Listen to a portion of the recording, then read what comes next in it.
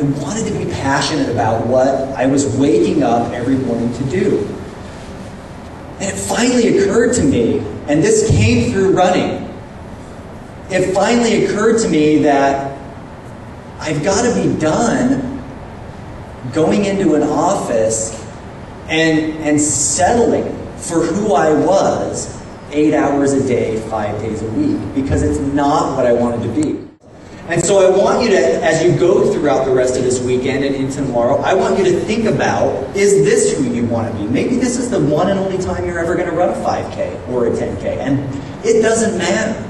Because I will promise you, even if that is the case, you will leave here tomorrow and you will leave from this retreat being a different person than who you showed up as. And that I can guarantee you, because you're going to walk away knowing that there are aspects of whatever have happened to you this weekend that are going to change the way that you look at different parts of your life going forward. The problem is that's a tough thing to put into practice. And the whole thing about one of these retreats is to be excited, to get amped, to spend time being motivated by people who are similar to you, right? That's why there's no guys here. Because you're going to get more out of this together as women than if you throw a bunch of dudes in acting all tough. About a month ago, I wrote a series of articles for an online magazine. And I talked about what are our excuses? What are our excuses for not doing what we want to do? And the first one of those was, I simply don't have enough time. And I talked about in those articles about how we overcome that. And what it really boiled down to is, if you want it bad enough, you'll find time to do it. And that might even mean sacrificing a little bit of sleep. I got a number of comments back, and people said some good things, and some people criticized it, and that's okay. Everybody has that choice. She decided not to publicly comment. Instead, she sent me an email on Facebook. And she says, Craig, you know, I just wanted to thank you for posting that article. She's like, I have got friends who this is their #1 excuse, and they don't get it. And then she gave me her story about waking up at 4:30 every morning. She's like, I have to do that. She says, it's not about the marathon. That's not why I wake up at 4:30 every morning.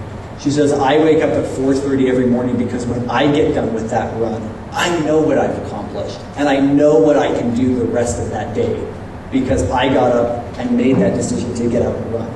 And she said, it's changed my life. And when you leave here, hopefully next week, you'll want to run and do all of these physical activities, but it's not just about that. Throw all the running stuff out the window. If you never want to run another step after tomorrow, don't. That's fine. But if what you've taken away from me today and from this retreat is that if you're willing to put in the work and put in the effort, you can actually accomplish anything you want to do. And it doesn't matter if you want to play the piano or write a book or get a better job. I was asked after that race, somebody said, how are you able? How can you run 100 miles? How is that even possible for you to run 100 miles? And I had actually answered that question a number of times before, and I always had some cute, silly answer that, would make them laugh or whatever. I don't know why. This time I had this idea that I would actually be honest. And so I took some time to think about it. It took me a good, 30 seconds to respond. I said, you know what? Honestly, I don't know.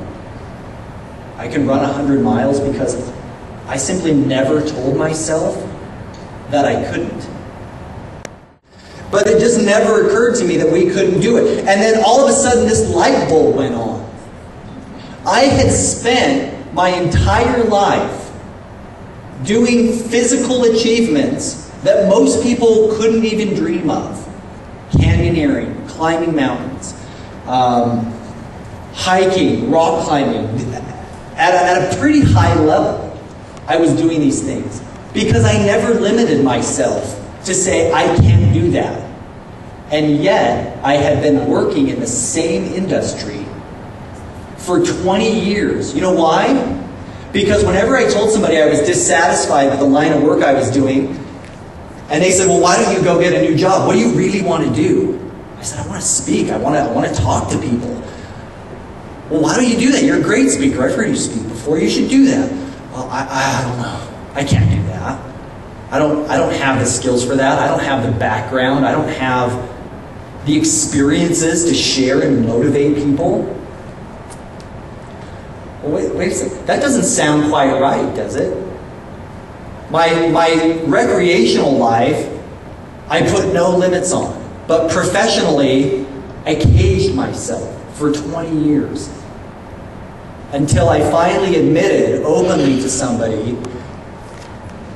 when I made that correlation between that I was actually caging myself, that's when I made the decision that I was going to change who I was going to be in all aspects of my life, and not just in one, leaving the other one to be, don't get me wrong, I'm not miserable in my current job, but to be unsatisfied.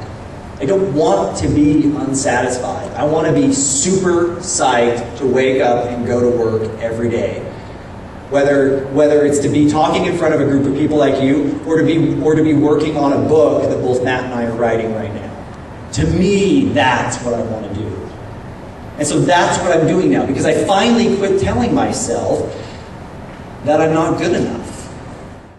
Getting off that rock and moving on was about a principle I've lived my life with for a long time now. In fact, I even have a website that I run my blog off of it, and it's called Refuse to Quit. And that's simply what I believe. I refuse to quit. I never stop. I never quit. I never say I can't do it when it comes to something like that. Now it's time for me to start saying it about my professional life. And I can tell you now, I refuse to quit. I refuse to give up until this is what I'm doing on a regular basis. I hope that you guys can walk away from this weekend realizing that you are more than maybe you thought you were. I'm a big Harry Potter geek, by the way. Super big Harry Potter geek. Those of you might remember from the first book, the first movie, Harry keeps looking in that weird mirror and he sees his parents. And Dumbledore comes in and he says, the happiest man alive would look into the mirror and see himself exactly as he is. So it's a really profound statement. Forget the movie, forget that. Think about the author. That's a really profound statement. The happiest person alive would look in the mirror and see them exactly as they are. That's who I want to be. That's who we should all be, is striving to be. It might take us a lifetime, but when we're 80 years old, I hope we can all look in the mirror and be absolutely enamored with the person that's looking back at us.